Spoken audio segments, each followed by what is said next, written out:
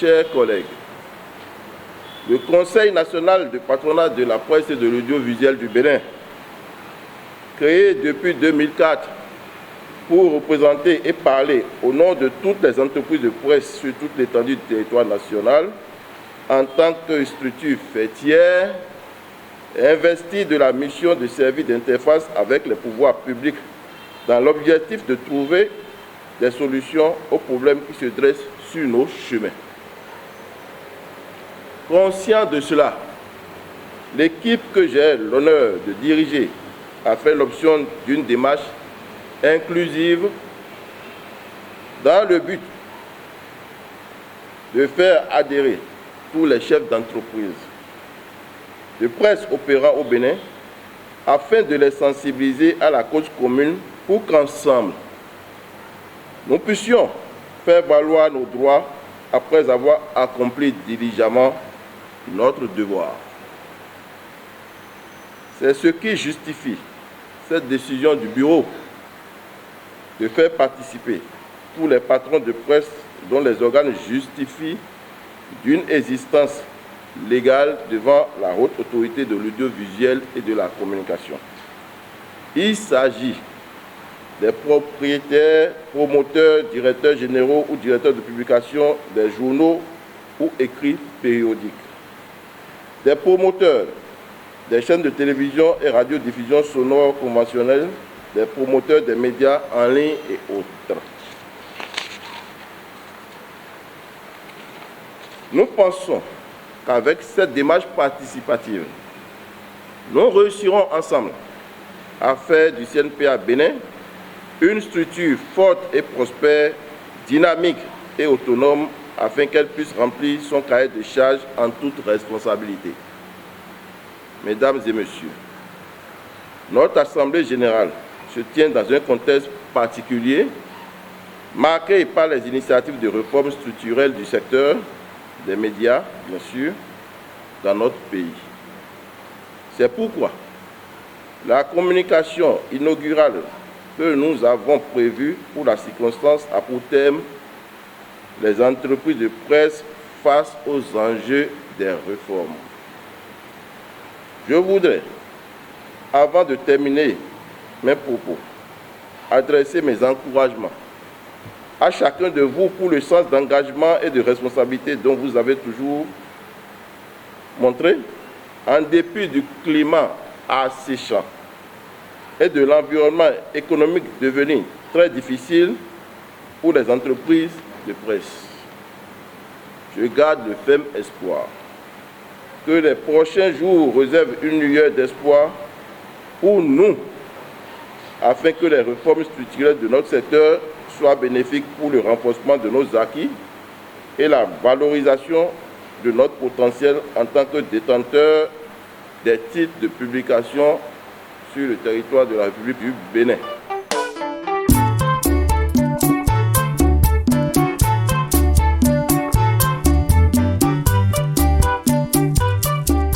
Il faut que nous quittions le stade de la précarité qui est la nôtre à un mieux-être, à une évolution.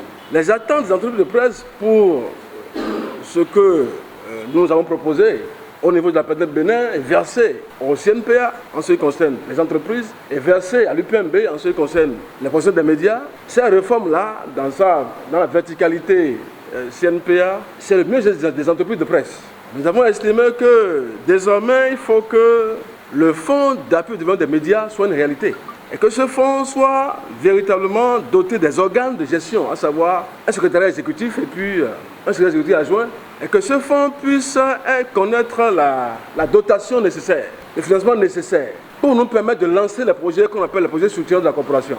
Parce que l'environnement économique des médias aujourd'hui est tel que si on n'a pas la possibilité d'avoir une régie publicitaire, c'est compliqué en ce qui concerne la publicité. Vous-même, vous savez, vous voyez tout le temps, et tous les jours, comme des fois, la publicité n'est pas organisée dans notre pays en termes d'organes de presse. Une régie publicitaire, fondamentalement, doit pouvoir régler ça, pour que l'annonceur ne puisse pas aller à un seul endroit. L'annonceur a le choix. Et c'est la régie publicitaire qui l'organise. Voyez-vous ? Les entreprises de presse veulent ça. Ils veulent que ce fonds-là installé nous permette d'avoir une fiscalité allégée. Parce qu'aujourd'hui, vous voyez, la fiscalité des organes de presse, elle est semblable à toutes les autres entreprises. Or, l'entreprise de presse c'est le produit industriel le plus périssable au monde. Vous le savez bien. Vous produisez une information, ça finit déjà juste après. Même une bougie a une durée de vie supérieure à celle de l'entreprise de produits de l'entreprise de presse. Alors comment imposer un produit de ce genre-là, un produit industriel le plus périssable au monde? C'est pourquoi il faut une fiscalité particulière par rapport à ce produit-là. C'est ça que les entreprises de presse veulent. Et ils ont une référence, c'est le Code de l'information, l'article 40, les allégements fiscaux déclarés par le Code. Et pour les allégements fiscaux, vous savez tout ce que nous vivons. Nous avons une attention fiscale qu'on doit produire à chaque fois qu'il y a possibilité de prendre un marché. Ce qui est compliqué, difficile et dur pour les entreprises de presse. À tel enseigne que les rares marchés que certains gagnent aujourd'hui, ils les perdent. Parce que si un trimestre à l'autre, il n'a pas la possibilité d'avoir un attention fiscale, on les zappe. Voyez-vous? Parce qu'il n'y a pas d'allègement fiscal. Il faut qu'on ait une réduction en ce qui concerne l'ILPP. J'espère que vous avez tout ce que tout le monde sait ce qu'est l'ILPP.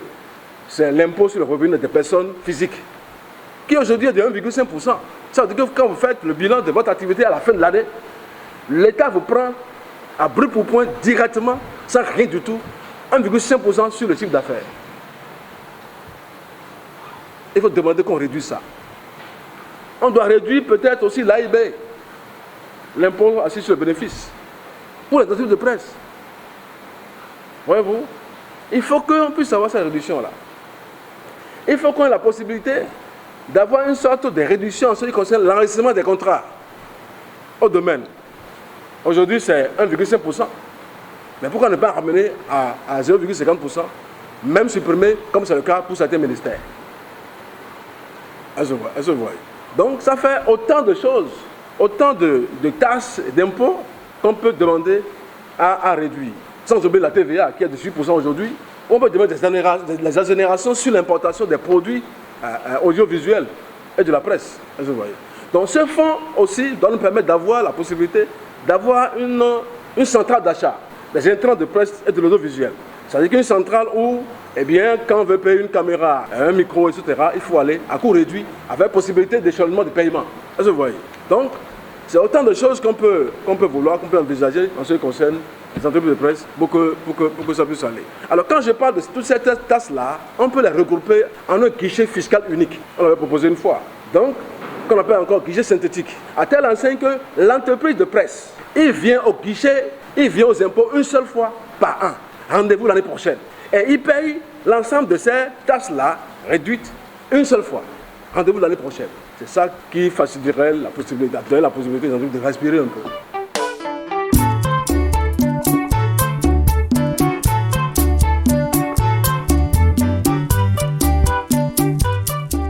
De journalistes sans entreprise de presse, autant il peut pas avoir d'entreprise de presse sans journaliste. Parce que l'entreprise de presse tient son statut, le travail que fait le journaliste, de ce que produit le journaliste. Bon, on va aller même au-delà du journaliste.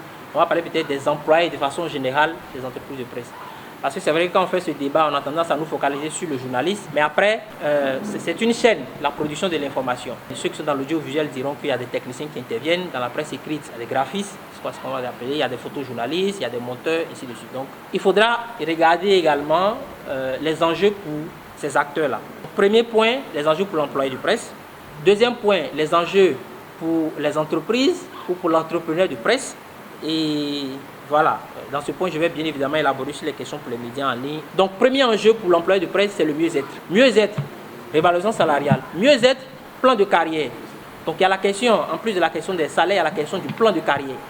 Fait en sorte qu'on sache que lorsque le journaliste entre, comment il sort, quelles sont les évolutions qu'il a. Et dans ces évolutions, même s'il change d'entreprise de presse, même s'il change d'organe, quels sont les échelons qu'il pourrait avoir en tenant compte de nombre d'années d'expérience, des compétences qu'il aura acquis pendant ces années d'expérience-là. De sorte à vraiment rassurer ceux qui viennent là. Deuxième niveau d'enjeu pour les professionnels, c'est la question de la sécurité juridique. Premier élément à ce niveau, c'est la question de la carte de presse. Permettre à ce que le journaliste puisse jouir des avantages inhérents ou liés à la carte de presse. Faire en sorte que lorsque la carte de presse expire, qu'un mécanisme soit mis en place, puisque la loi dit que le statut de journaliste est constaté par la carte de presse.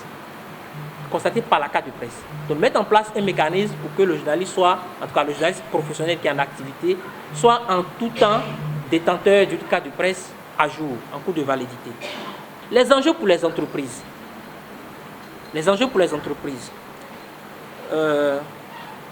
Le doyen Basile a déjà élaboré sur beaucoup d'enjeux pour les entreprises. Je voudrais insister sur quelques aspects. Pour moi, il y a un enjeu de rentabilité qui est lié à la protection du marché publicitaire. Un enjeu de rentabilité lié à la protection du marché publicitaire. Donc, il y a un enjeu de protection du marché publicitaire. Et cet enjeu de protection du marché publicitaire, il tiendra compte à la fois donc, de ce qu'on appelle les codes de publicité, pour qu'on sache qui est qui a quelle audience, donc réguler le marché interne, mais en même temps, il permettra de protéger les entreprises contre ce que j'ai appelé les publicités extérieures envahissantes. Publicités extérieures envahissantes, qui en réalité devraient permettre aux entreprises, bien évidemment, de rentabiliser, de renflouer leurs caisses.